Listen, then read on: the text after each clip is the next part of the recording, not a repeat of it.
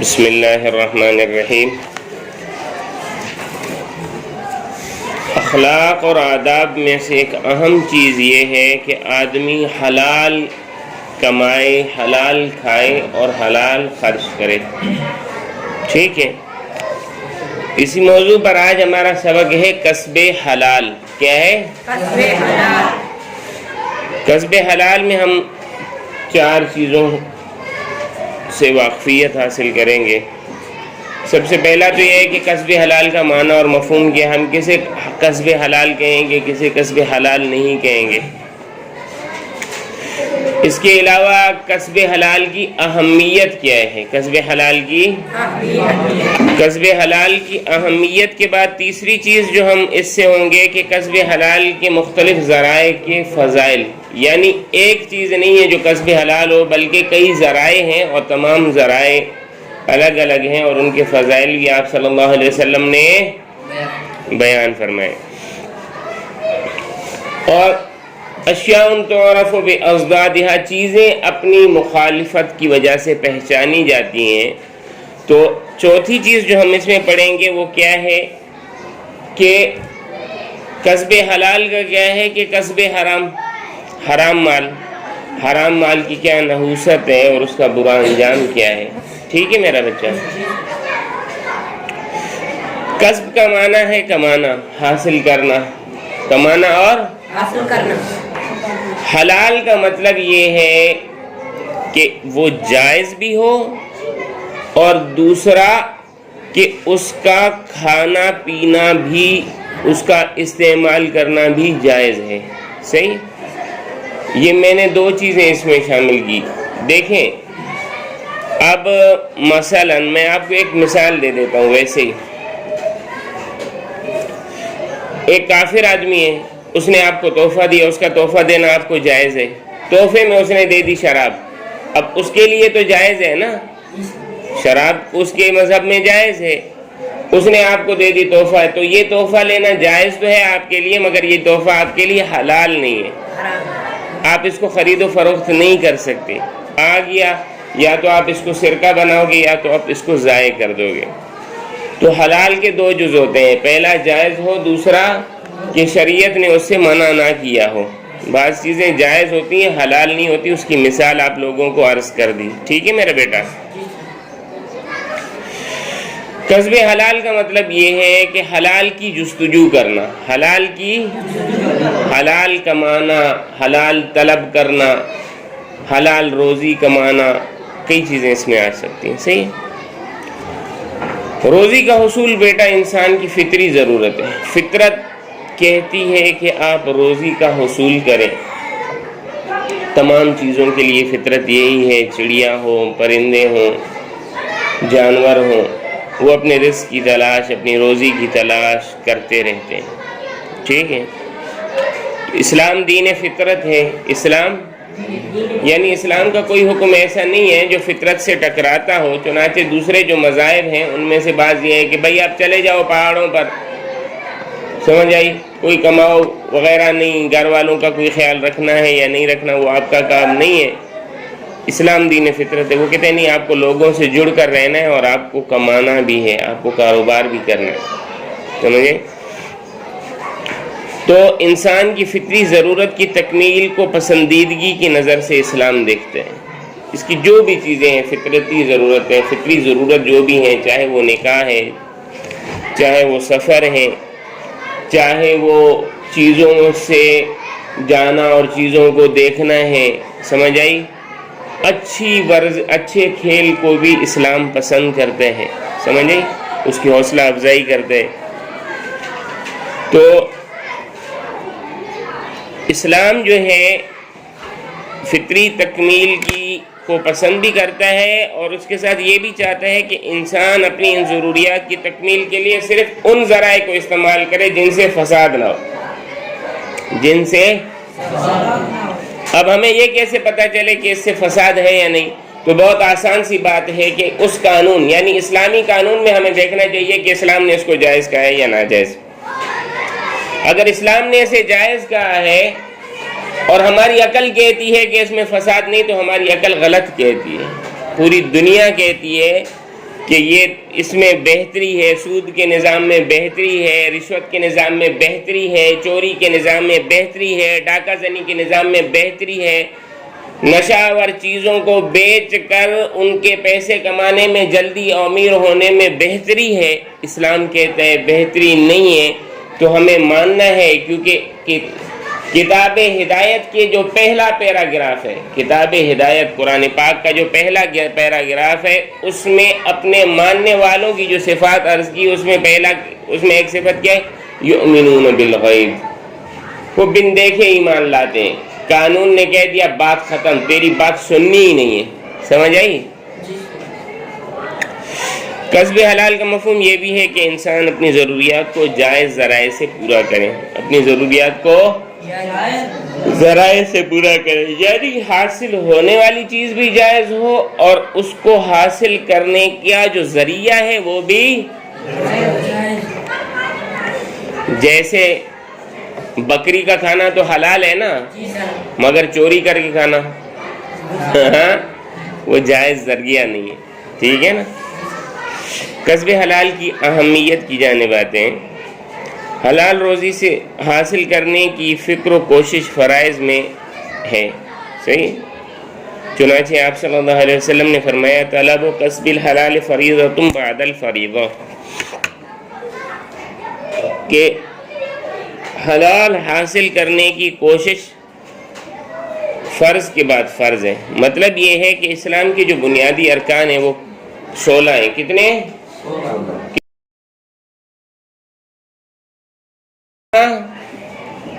توحید، نماز، روزہ، حج، زکوٰۃ، تو یہ فرض ہیں۔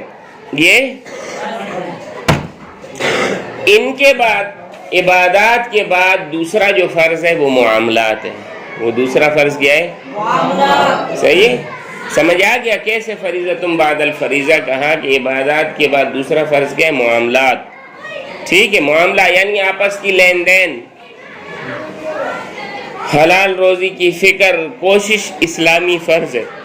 بندہ اگر اس سے غفلت برتے گا، کوتاہی کرے گا، تو کیا خطرہ ہے میرا بچہ کہ حرام روزی سے پیٹ بھرے گا تو وہ عبادات میں بھی حرام کاری کرے گا، اور آخرت میں اس کا انجام وہی ہوگا جو حرام کام کرنے والوں کا بتلایا گیا ہے، ٹھیک ہے نا۔ پھر یہ بھی ظاہر ہے بیٹا کہ اللہ تعالیٰ کے مقرر کیے ہوئے کسی فرض کو ادا کرنا اس کی بندگی اور عبادت ہے، صحیح ہے؟ میں نے آپ لوگوں سے عرض کیا عبادت کا ترجمہ کیا ہے؟ پکوڑے بیچنا۔ عبادت کا ترجمہ کیا ہے؟ ہاں، یہ کہتے ہیں پکوڑے بیچنا۔ کیا ہے عبادت کا مطلب؟ عبادت کا مطلب کیا ہے؟ زندگی۔ سمجھ آئی؟ عبادت کیا مطلب ہے؟ اللہ کے احکام کے مطابق زندگی گزارنا، اللہ کے مقرر کیے ہوئے فیصلوں کے مطابق اس کی بات ماننا اور زندگی گزارنا ہے، تو بندہ اس پر اجر و ثواب کا بھی مستحق ہے۔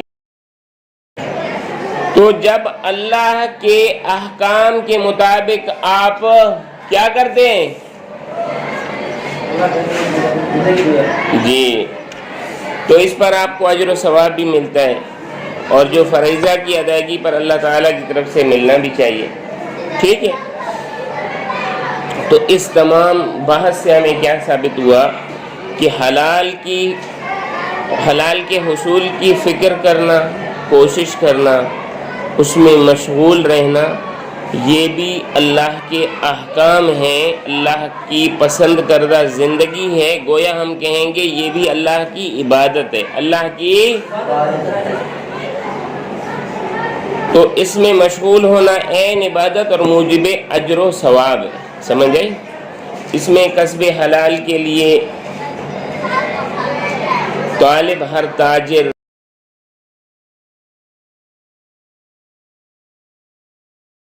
کاشتکار، ہاتھ سے کام کرنے والوں کے لیے کتنی بڑی خوشخبری ہے۔ جو شخص بھی کام کرتا ہے حلال کو طلب کرنے میں، اب وہ ضرورت تو اپنی تکمیل کر رہا ہے، مگر اللہ کہتے ہیں تیری اس اپنی ضرورت میں بھی میں تجھے ثواب دوں گا، چاہے وہ لاب چل رہا ہے۔ لاب کیا ہوتا ہے؟ فصل کو بوتے ہیں، کٹائی ہوتی ہے، اچھا لاب کٹائی ہوتی ہے، اور وہ جو لگاتے ہیں اس کو کیا کہتے ہیں؟ رومبی۔ ہاں، تو رومبی ہو گیا، اور کیا ہے، اس کو ڈوئی ہے اور تھریشل ہے، اور اس کو مارکیٹ تک اس کو صاف کرنا ہے، اس کو مارکیٹ تک لانا ہے، اس کو بیچنا ہے، اس سے پیسے اٹھا کر اپنا قرض ادا کرنا ہے، گھر لے جانا ہے، یہ سب کا ثواب آپ کو ملے گا، سب کا ثواب آپ کو ملے گا اگر اللہ کے حکموں کے مطابق آپ نے اس کو جائز طریقے سے کیا۔ اگر ناجائز کیا تو وبال۔ کرتے تو دونوں ہیں، وقت دونوں کا گزرتا ہے، فصل دونوں کی پکتی ہے، ایک صرف پیسے لے آتا ہے اور اپنے ساتھ اس پیسوں کا وبال لے آتا ہے، ایک اللہ کی خوشنودی اور رضا لے کر آتا ہے اور بچوں کے پیٹ میں حلال بھرتا ہے۔ سمجھ آئی چاچا؟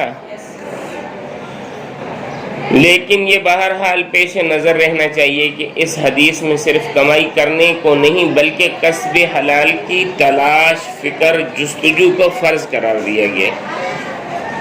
اور اگر ہم آسان لفظوں میں کہیں تو اس کا مقصد ہے کہ حرام سے بچو، حرام سے میں کئی بار عرض کر چکا، اشیاء تعرف بأضدادها، بولو اشیاء تعرف بأضدادها، چیزیں اپنے مخالف سے پہچانی جاتی ہیں۔ یہ بڑا ایک عجیب قاعدہ ہے، چیزیں اپنے، اب حرام سے بچو، آپ حلال کمانا شروع ہو جاؤ گے، آپ حرام کے پیچھے لگو گے، آپ حلال چھوڑ دو گے۔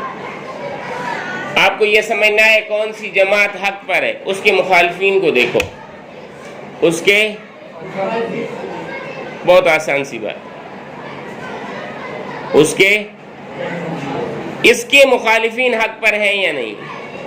بہت آسان سی مثال آپ کو دیتا ہوں، طالبان سمجھ نہیں آتا کہ حق پر ہیں یا نہیں،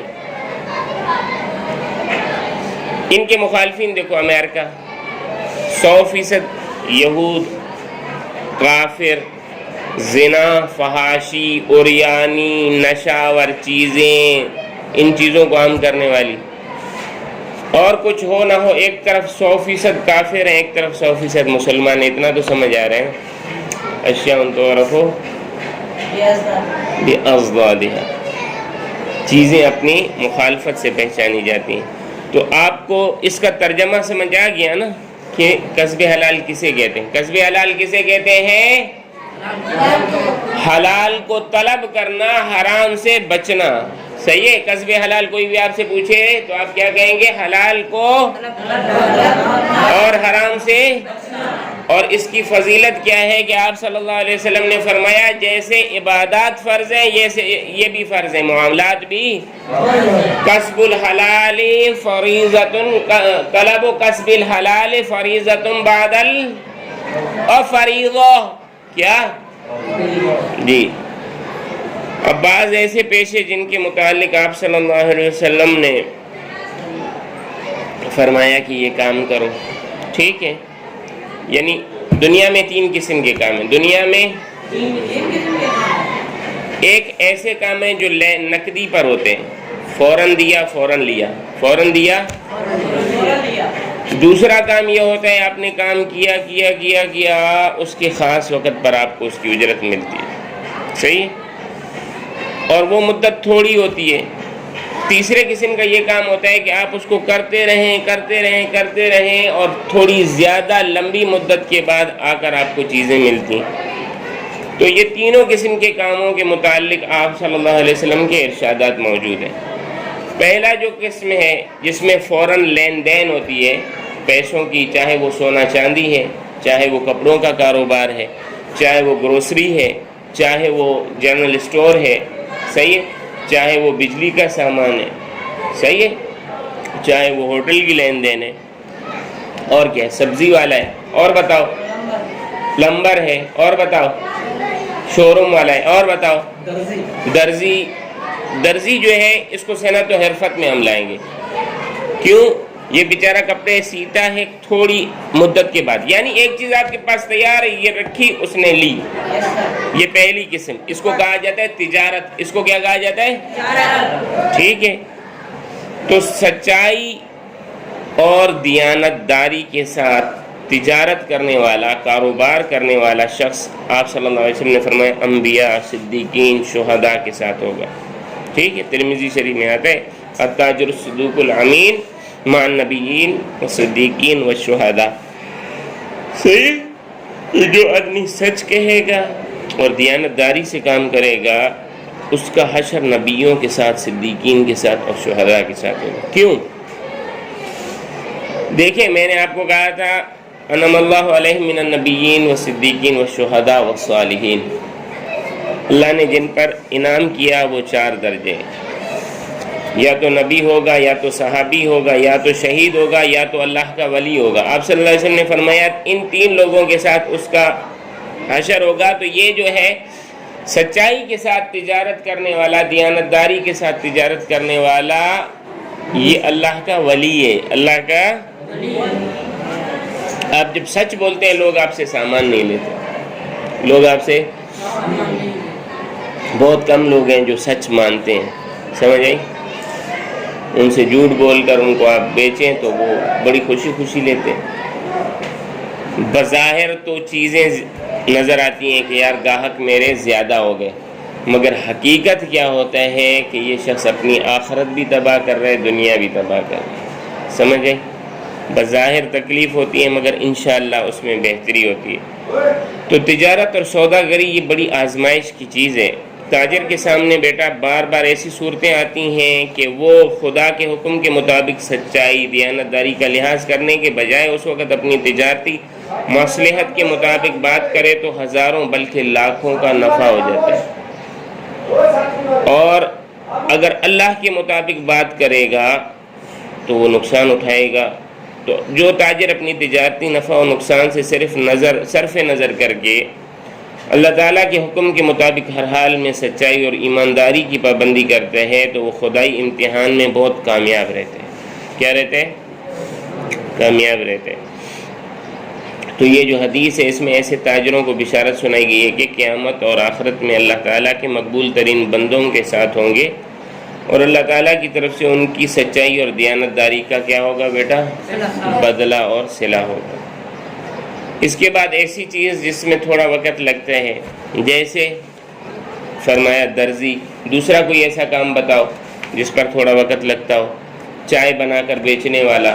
تیسرا دودھ دوہ کر بیچنے والا. ہاں، ہوٹل پر روٹی بنانے والا، آٹوز والا، اور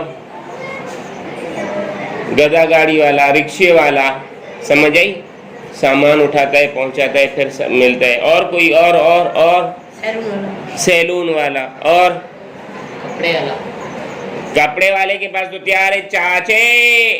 درزی بول درزی. اور عورتوں والے، ہاں یہ کہتے ہیں عورتوں کو کپڑا بیچو تو بڑی ذلت ہوتی ہے استاد. ہاں خیر وہ بھی تجارت ہے. صحیح، مال تیار پڑا ہوا ہے. جہاں آرڈر دیا جائے، آرڈر سمجھ آئی، آرڈر دیا جائے اور چیز تیار ہو تو اس کو آپ صنعت و حرفت یا محنت اور مزدوری کہہ سکتے ہیں. اینٹ کی ڈلائی، اینٹ کی ڈلائی، پیزا آرڈر، ہاں پیزا آرڈر ہو سکتا ہے. سمجھ آ رہی ہے؟ تو یہ کیا ہے؟ صنعت و حرفت، محنت اور مزدوری. صحیح، بیانے پر کام کروانا، آرڈر پر کام کروانا. تو آپ صلی اللہ علیہ وسلم نے فرمایا کہ کسی نے بھی کبھی کوئی ہاتھ اس سے بہتر نہیں کھایا کہ اپنے ہاتھوں کی محنت سے کما کر کھائے. اللہ تعالیٰ کے پیغمبر حضرت داؤد علیہ السلام اپنے ہاتھوں سے کما کر کھاتے تھے. حضرت داؤد علیہ السلام لوہار تھے. کیا تھے؟ زرہیں بناتے تھے، جنگی لباس، جنگی ٹوپیاں، تلواریں. سمجھیں؟ تو بیٹا حصول روزگار کی صورتوں میں سے بہت اچھی صورت کیا ہے کہ آدمی اپنے ہاتھ سے کوئی ایسا کام کرے جس سے اس کے کھانے پینے کی ضروریات پوری ہوں. صحیح ہے نا؟ آپ صلی اللہ علیہ وسلم سے پوچھا گیا کہ کون سی کمائی زیادہ پاک اور اچھی ہے تو آپ نے فرمایا اپنے ہاتھ سے کوئی کام کرنا. سمجھ آئی؟ تو اگر آپ تاجر ہیں تو کم از کم ایک چیز ہے نا، تیار کی تیار لائی ہوئی ہے. اس میں پھر اس کی صورت کیا ہے؟ تیار کی تیار لائیں اور اس کے بعد خود اس کو کچھ پیک وغیرہ کر کے رکھیں، اس کی صفائی کریں، تو آپ دونوں حدیثوں کے ماتحت آ جاتے ہیں، دونوں حدیثوں کے ماتحت آ جاتے ہیں۔ ایک چیز تیار پڑی ہوئی ہے ویسے ہی اٹھا کر دے دی تو وہ اتنا بہتر نہیں، بلکہ چیزوں کو ترتیب سے نظم و ضبط سے رکھیں گے تو دونوں چیزوں کے ماتحت آ جائیں گے، ٹھیک ہے۔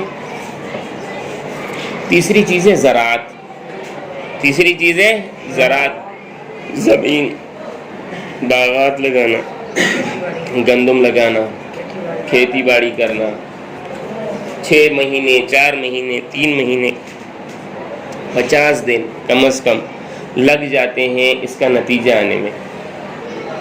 ایسا ہی ہے نا چاچے؟ اللہ اکبر۔ تو اس کے بھی آپ صلی اللہ علیہ وسلم نے فضائل بتائے۔ حضرت ابو ہریرہ رضی اللہ تعالیٰ عنہ سے روایت ہے کہ آپ صلی اللہ علیہ وسلم نے فرمایا، کوئی صاحب ایمان بندہ درخت کا پودا لگائے یا کاشتکاری کرے، اس میں سے پرندے کھائیں یا آدمی یا کوئی جانور، تو وہ اس کے حق میں صدقہ ہے۔ لوگ ہیں نا کھا جاتے ہیں، اٹھا جاتے ہیں، آپ ان کی اتنی پاسداری نہیں کر سکتے، تو آپ کو ثواب ملے گا، ثواب۔ آپ کو علم بھی نہیں ہے، ثواب ملے گا۔ اس کے علاوہ اگر کوئی زمیندار نہیں ہے تو درخت لگانے کی کوشش کریں۔ یہ چائنا والے درخت نہیں لگاؤ، ایسے درخت لگاؤ جن میں کم از کم پرندے اپنی گھر بنا سکیں، یا میوے والے درختوں راستے سے ہٹ کر لگائیں۔ عموماً ایسی جگہ ہمارے علاقوں میں کئی ہیں جہاں پر آپ دیکھیں گے کہ وہاں پانی جمع ہوا ہے، نالیاں ہیں پانی کی، چلیے ہماری گلی میں بھی ہیں، نالیوں کے کناروں میں لگا دینا پانی کی۔ آپ کو ان کو پانی کی ضرورت پہ صرف یہی ہے کہ 1-2 مہینے تک آپ پانی دیں گے، جب ان کی جڑیں لگ گئیں وہ خود بڑے ہوتے رہیں گے، اور جب کوئی چیز ان کے سائے میں بیٹھے گی، پرندے ہوں گے، ان کا چہچہانا ہوگا۔ اگر وہ بیر کے درخت ہیں، سمجھیں، تو ان کا بہت فائدہ ہوگا، وہ آپ کے لیے صدقہ ہے، آپ کے فوت ہونے کے بعد بھی صدقہ ہے، سمجھ آئی؟ اچھا، اللہ اکبر۔ باغات لگانے والوں کے لیے، کاشتکاری کرنے والوں کے لیے اس حدیث نبوی میں کتنی عظیم بشارت ہے۔ اگر کوئی آدمی چلتا پھرتا یا کوئی جانور یا اڑتا ہوا پرندہ ان درختوں کا پھل یا کھیت کے دانے کھائے گا تو باغ والے، کھیت والے کو اللہ کے راستے میں صدقہ کا ثواب ہے، سمجھ آئی؟ تو اس حدیث میں بیٹا باغبانی، کاشتکاری، جن پر انسان کی بنیادی ضرورتوں کا دار و مدار ہے، کتنی بڑی ترغیب اور ہمت افزائی ہے۔ جی، اللہ کے راستے میں، اس کا ترجمہ میں کر چکا ہوں، یہ میں بتا چکا ہوں۔ اللہ کے راستے میں ایسی چیز جو اللہ کے لیے کی ہے۔ سبیل اللہ کا لفظ عموماً جہاد کے لیے آتا ہے، عموماً۔ پھر اس کے بعد جو ہے اللہ تعالیٰ کے دین کی غلبے کے لیے، اعلاء کلمت اللہ کے لیے جو بھی خرچہ ہو، جو بھی چیزیں، وہ سبیل اللہ میں آتے ہیں۔ بہرحال جائز مال و دولت بندہ مومن کے لیے اللہ کی نعمت ہے، اللہ کی۔ اسلام نے تمام جائز طریقوں پر مال کمانے کی ترغیب بھی دی ہے، اور ناجائز چیزوں سے اور ناجائز طریقوں سے بچنے کا حکم بھی دیا۔ تینوں قسم کی کاروبار بتا دیے، فوراً والے، تھوڑا وقت لینے والے، لمبی مدت والے، صحیح۔ اب یعنی تینوں کے الگ الگ فضائل بھی عرض کر دیے۔ پہلا التاجر صدوق الامین، دوسرا تھا کہ اپنے ہاتھ سے کماؤ، حضرت داؤد ہاتھ سے کماتے تھے۔ تیسرا تھا کہ جو آدمی درخت یا پودا لگائے یا کاشتکاری کرے تو اس سے کوئی بھی انسان یا جانور یا پرندہ کھائے گا تو اللہ اس کو صدقے کا ثواب دے گا۔ اب آتے ہیں اس کے فوائد کی طرف، دنیاوی فوائد، صحیح۔ ایک تو ہے نا دوسروں کے لیے فوائد، ایک ہے اپنی ذات کو کیا فائدے۔ تو حلال روزی میں پہلے کیا ہے، بہتری ہوتی ہے اور برکت ہوتی ہے۔ حرام جلدی ختم ہوتا ہے، حرام یہ جو حرام کمانے والے ہیں نا، بجلی کو چوری کر کے بیچنے والے، سمجھ آئی، حکومت کے اموال میں ادھر ادھر کرنے والے، رشوت خور، سمجھ آئی، آپ ان کو دیکھیں نا، یہ ہمیشہ پریشان ہوں گے۔ آپ کسی مولوی کے پاس چلے جاؤ، مولوی صاحب، پہلے ڈاکٹر کے پاس چلتے ہیں، پہلے کس کے پاس چلتے ہیں؟ ڈاکٹر صاحب کیسے ہیں جی ٹھیک, کتنی تنخواہ ہے؟ بس جی یہی کوئی 1.5-2 لاکھ, یہی کوئی 1.5-2 لاکھ. بچے کتنے؟ جی بچے تو 2 ہی اچھے. بچے حالات کیسے؟ اوہو بڑی مشکل ہے بھائی, گزارا نہیں ہو رہا. گزارا, عمران خان نے کہا کہ اس تنخواہ پر میرا گزارا نہیں ہو رہا, اس تنخواہ پر میرا. مولوی صاحب السلام علیکم. وعلیکم السلام ورحمۃ اللہ. ہاں بھائی کتنی تنخواہ ہے مولوی صاحب؟ اللہ کا شکر ہے کوئی 7-8 ہزار مل جاتی. بچے کتنے؟ بچے تو 11 ہیں. بچے تو 11 ہیں. گزارا کس؟ الحمدللہ جی الحمدللہ, زبردست ہے زبردست. اور کوئی مقابلہ نہیں ہے 1.5 لاکھ اور جو ہے 11,000 اور 10,000 میں کوئی مقابلہ نہیں ہے. 2 بچوں اور 11 بچوں کا, ایک پریشان ہے اور ایک کہتے ہیں الحمدللہ. تو خیر و برکت ہوتی ہے, عبادات قبول ہوتے ہیں. آپ اپنی طرف سے 1 روپیہ صدقہ دے دو حلال مال کا, قبول ہو جاتا ہے. اور اہم دعائیں قبول ہوتی ہیں. آپ صلی اللہ علیہ وسلم نے وہ آگے بتا دوں گا چلو حرام کمانے میں. اسی طرح حلال کمائی پر پلنے والی اولاد کیا ہوتی ہے؟ نیک اور صالح ہوتی ہے, والدین کا سہارا ہوتی ہے. عموماً یہی ہوتا ہے. حلال کمانے والا کیا ہے؟ محتاجی, ذلت اور رسوائی سے بچا رہتا ہے. اور ایک بڑی زبردست چیز پتہ ہے کیا ہے؟ پرسکون رہتا ہے. کیا رہتا ہے؟ او بھائی میں نے 3 انٹرویو سنے. ایک انٹرویو تھا CIA کی کوئی بڑی خاتون تھی, CIA ایک امریکی انٹیلیجنس ہے. اس نے کہا مجھے نیند کے لیے 20 گولیاں لیتی ہوں, 20 گولیاں نیند کی, اور 1 یا 2 وائن کی بوتلیں پیتی ہوں شراب کی, پھر جا کر مجھے نیند آتی ہے. سمجھ آئی؟ ایک ہے سلمان خان, ہندوستان کے ایکٹر ہیں, ہندوستان کے فلم بناتے ہیں. اس نے کہا کہ مجھے بستر پر نیند نہیں آتی. پتہ نہیں 25 سال کہہ رہا تھا, پتہ نہیں کتنے سال کے. میں شدید نیند آ رہی ہو, جا کر صوفے پر سو جاؤں گا. ہوٹل میرے پاس بک ہوتے ہیں, بہترین ہوٹل. میں کبھی ان کے بیڈ روم تک نہیں گیا ہوں کیونکہ مجھے بیڈ روم میں نیند نہیں آتی. میں بیڈ روم میں بیڈ پر سر رکھتا ہوں, میری نیند غائب ہو جاتی ہے, میری نیند غائب ہو جاتی ہے. تیسرا جو ہے یہ ایک ایکٹر ہیں شاہ رخ خان, صحیح ہے. ان کے بھی حالات کچھ اس طرح تھے, مجھے ان کے الفاظ یاد نہیں. اور ایک مرتبہ میں نے دیکھا انضمام الحق کو, انضمام الحق دیکھا, انضمام الحق پاکستان کا کرکٹ کھیلتا تھا. رائے میں باہر دھوپ ہے, پڑا ہوا ہے, سو رہا ہے, تباہی. سمجھ آئی؟ خود طالب علمی میں ہم لوگ پڑھتے پڑھتے سیڑھیوں پر سو جاتے تھے, سیڑھیوں پر. یہ دال لے کر آئے, ساتھی امتحان چل رہے ہیں نا, مثلا دال لے کر آئے, ادھر بیٹھے ہوئے کھا بھی رہے ہیں, پڑھ بھی رہے ہیں, اور پڑھتے پڑھتے سیڑھیوں پر سر رکھا اور سو گئے, اور صبح ہو گئی. اور اٹھے اور وضو کیا اور چل سو. کل یہاں ایک طالب علم آیا, میرے دکان پر روزہ تھا, اسے سر رکھا, سو گیا. اب میں اس کو جگاؤں نہیں. اس کے والد صاحب کو فون کیا, میں نے کہا آپ پریشان نہ ہو, آپ کا بیٹا ادھر سویا ہوا ہے. تقریباً لقمان کی عمر کا تھا. تو اس کے والد نے کہا یار کوئی ایسا مجھے تعویذ دو, کوئی ایسی مجھے دوائی دو, یہ جہاں سر رکھتا ہے یہ سو جاتا ہے,